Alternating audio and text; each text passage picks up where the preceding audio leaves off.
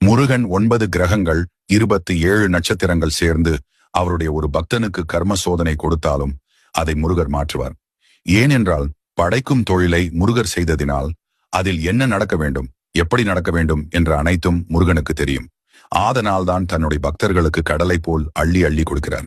ஒருவரின் கர்மா எவ்வளவு மோசமாக இருந்தாலும் தன்னை நாடி வந்த உடனேயே சோதனையை அள்ளி கொடுத்து விடுவார் முருகன்.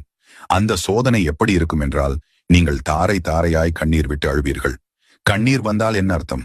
உங்கள் கர்ம வினைகள் கரைகிறது அந்த கண்ணீரின் வழியாக. அந்த சோதனையை கொடுத்து கொடுத்து உங்கள் கர்மா தீர்ந்த பின் முருகன் நீங்கள் கேட்ட அனைத்து வரங்களையும் அள்ளி அள்ளி கொடுப்பார். அதிலும் ஒரு இடம் உள்ளது. படைக்கும் தொழிலை முருகன் சிறுவாபுரி என்னும் இடத்திலிருந்து செய்கிறார்.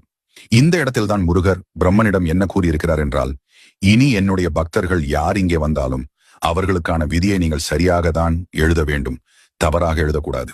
அப்படியே தவறாக எழுதினாலும் அவன் ஏன்